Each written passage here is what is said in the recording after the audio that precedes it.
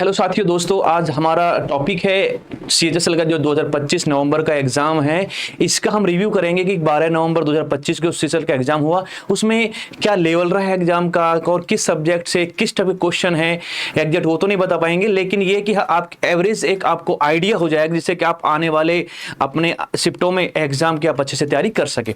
तो जैसा आप देख रहे हैं सीएचएसएल एग्जाम रिव्यू 2025 12 नवंबर। अगर मैथ की बात करते हैं तो मैथ में आपको एडवांस मैथ और अर्थमेटिक दोनों से क्वेश्चन पूछे जा रहे हैं। ठीक है, एडवांस में मेंसुरेशन है, अलजेब्रा है, ज्योमेट्री है, सर्कल है, तो इनसे क्वेश्चन आ रहे हैं। तो इन टॉपिक को आपको अच्छे से कर लेना है। अर्थमेटिक में जो मेजर टॉपिक हैं उन्हीं से पूछे जा रहे हैं। तो जैसे सीआई है, ठीक है, एसआई है, टाइम एंड वर्क है, और भी जो हमारे टॉपिक हैं किसके, अर्थमेटिक के।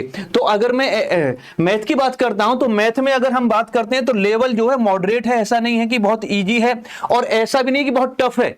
ठीक है, तो मॉडरेट है। अगर इसने रिवीजन किया है, प्रैक्टिस की है और टाइम को मैनेजमेंट किया है, थोड़ा कैलकुलेटिव है कुछ क्वेश्चन में। और जैसे कि आपको पता ही होता है कि कुछ क्वेश्चन 2 से 3 क्वेश्चन थोड़े ऐसे होते हैं जो थोड़े से उलझन वाले होते हैं, थोड़े टफ होते हैं। बाकी ओवरऑल अगर मैथ की मैं बात करता हूं तो ओवरऑल जो मैथ का एग्जाम में जो लेवल है वो ठीक है, मॉडरेट है, करने लायक क्वेश्चन है। 1-2 क्वेश्चन को छोड़ दिया जाए तो अब ऐसा हो सकता है कि किसी की शिफ्ट में थोड़ा एडवांस से कुछ क्वेश्चन ज्यादा पूछ लिए तो अर्थमेटिक्स से कम पूछ लिए, ऐसा भी हुआ है। तो ओवरऑल जो है एग्जाम का लेवल, मैथमेटिक्स क्वेश्चन का लेवल ठीक है, मॉडरेट है। जिसने प्रैक्टिस की है, रिविजन की है, यानी पढ़ाई की है, सही से अच्छे से टॉपिक को समझा है, पढ़ा है, तो आराम से क्वेश्चन निकाल देगा। तो चिंता की बात नहीं है। तो मैथ में भी आप अपना प्रैक्टिस करते रहें और अपना रिवाइज करते रहें। फॉर्मूला बेस्ड क्वेश्चन आ रहे हैं तो ज्यादा बहुत चिंता करने की, घबराने की जरूरत नहीं है। ठीक है, समझे? तो इन टॉपिक को आपको देख लेना है। उसके बाद अगर मैं बात करता हूं तो इंग्लिश में, अगर इंग्लिश की बात करते हैं तो इंग्लिश में थोड़ा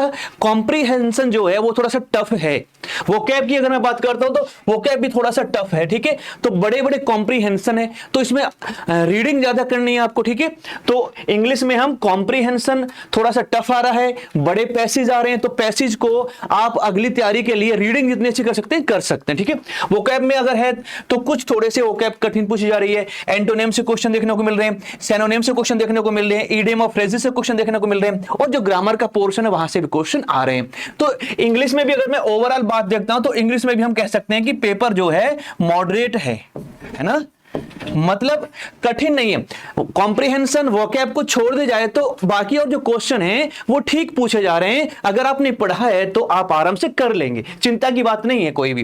तो घबराने की जरूरत नहीं है। थोड़ा पैसेज यानी कॉम्प्रिहेंशन वोकैब ये थोड़े से टफ आ रहे हैं, बाकी इनके अलावा और जो क्वेश्चन पूछे जा रहे हैं इंग्लिश से वो ठीक है। तो हम ये कह सकते हैं कि लेवल कैसा है, ठीक लेवल है। ठीक है, बहुत कठिन नहीं है और बहुत हलवा यानी आसान भी नहीं है। ठीक है, उसके बाद अगर मैं रीजनिंग की बात करता हूं तो हाँ, रीजनिंग का जो लेवल है वो इजी लेवल है ना। क्वेश्चन आप आराम से 25 में से आप आराम से 23-24 कर देंगे। पजल थोड़ा सा बताया है कि पजल पूछी गई है तो 1-2 क्वेश्चन पजल से पूछा गया है। ओवरऑल रीजनिंग की अगर मैं बात करता हूं तो आसानी से आप रीजनिंग कर लेंगे, रीजनिंग में दिक्कत आपको नहीं आएगी। पजल का 1-2 क्वेश्चन थोड़ा अलग से पूछा है तो कोई दिक्कत नहीं है। ठीक है, जीके जीएस की अगर मैं बात करता हूं, हाँ, जीके जीएस में थोड़ा सा क्या हुआ है, स्टेटमेंट बेस्ड कुछ क्वेश्चन है ना, टू द पॉइंट या फैक्चुअल है, छोटे नहीं है, थोड़ा स्टेटमेंट वाले क्वेश्चन है। ठीक है, और थोड़े से कुछ क्वेश्चन लेंथी यानी स्टेटमेंट वाले पूछे जा रहे हैं, तो इन पे चीजें तो ध्यान देना। बायो से क्वेश्चन थोड़े ज्यादा आ रहे हैं, फिजिक्स और केमिस्ट्री के कंपैरिजन बायो से क्वेश्चन थोड़े ज्यादा, तो बायो को पढ़ के जाना आपको। ठीक है, पॉलिटी से क्वेश्चन पूछे जा रहे हैं। पॉलिटी से अगर मैं बात करता तो आर्टिकल से क्वेश्चन आ रहे हैं। 150 से लेकर 200 के बीच के जो आर्टिकल्स है ना उनको आपको पढ़ लेना, कर लेना, जैसे कि स्टेट गवर्नमेंट्स हो गए, गवर्नर्स हो गए ना, इनसे क्वेश्चन पूछे जा रहे हैं। हिस्ट्री में भी वही 2 से 3। ठीक है, ऐसे आपका ज्योग्राफी में भी वही है। ठीक है, इको से क्वेश्चन पूछे जा रहे हैं। तो ओवरऑल जो है जीके को थोड़ा सा हम कह सकते हैं कि भाई जीके में थोड़ा सा कुछ क्वेश्चन में कठिन लेवल है, कुछ क्वेश्चन आपके कठिन टाइप के यानी टफ है, कठिन है जीके में।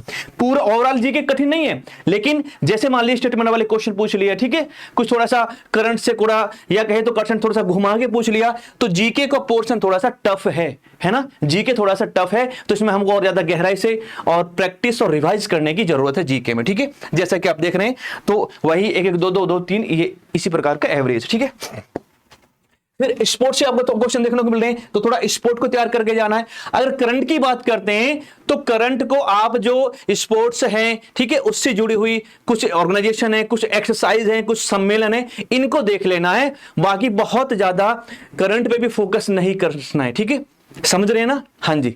बाकी हमारे जो हिस्ट्री है, ज्योग्राफी है, पॉलिटी है, इको है ना, उन पे थोड़ा सा ध्यान देना है।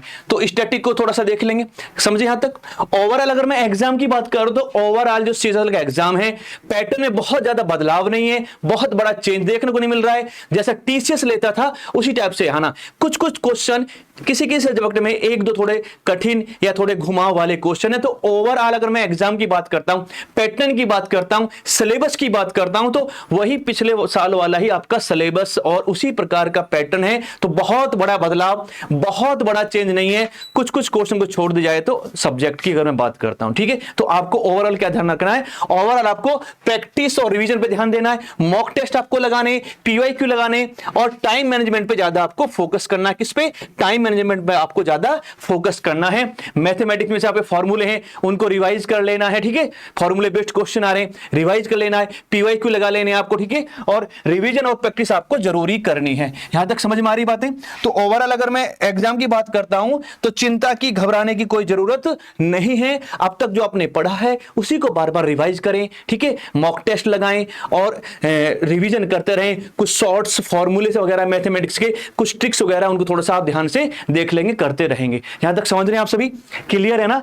तो ओवरऑल एग्जाम में बहुत बड़ा चेंज नहीं है, बहुत बड़ा बदलाव देखने को नहीं मिल रहा है, ठीक है, समझ रहे हैं ना? कोई बहुत बड़ा चेंज या बदलाव देखने को नहीं है। जैसा टीसीएस पूछा है, जैसे पिछले साल में क्वेश्चन आए उसी टाइप से आए। कुछ स्टेटमेंट वाले क्वेश्चन जीके में कठिन हम कह सकते हैं, टफ कह सकते हैं, इंग्लिश कंप्रिहेंशन में कह सकते हैं, मैथ के कुछ टॉपिक में कठिन कह सकते हैं। तो ओवरऑल कंक्लूजन की बात करते हैं तो ओवरऑल पेपर पास करने लायक है, एग्जाम क्रैक करने लायक है। जिसने पूरी साल ईमानदारी से मेहनत की, रिवीजन की, प्रैक्टिस की, पीवाईक्यू लगाए हैं, मॉक टेस्ट उसने लगाए हैं, तो वो आराम से एग्जाम को निकाल लेगा। तो सिलेबस जो है उसी के अनुसार है, पैटर्न जो है उसी टाइप से, बहुत बड़ा बदलाव नहीं हुआ है। तो आप बने रहें, पॉजिटिव रहें, पैनिक ना हो और क्या है, बने रहें। अगर आप भी, आपकी भी उम्मीद है कि भाई मैं भी एक सरकारी नौकरी लूं, अपना और देश का नाम रोशन करूं, अपने परिवार के लिए, अपने लिए कुछ बड़ा करना चाहूं, तो एसएससी ऑर्डर क्लासेस जो है आपके लिए 12 नवंबर से ऑनलाइन ऑफलाइन बैच लेके आ रहा है। तो आप जो है बिल्कुल इसको आप ज्वाइन कर सकते हैं और हमारा जो चैनल है इसको आप सब्सक्राइब कर सकते हैं, जिससे आपको समय समय पर नोटिफिकेशन मिलता रहेगा।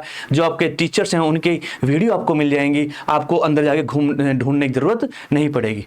तो थैंक यू, मिलते हैं ऐसी महत्वपूर्ण जानकारी के लिए आपके एग्जाम ओरिएंटेड। थैंक यू, नमस्कार, धन्यवाद।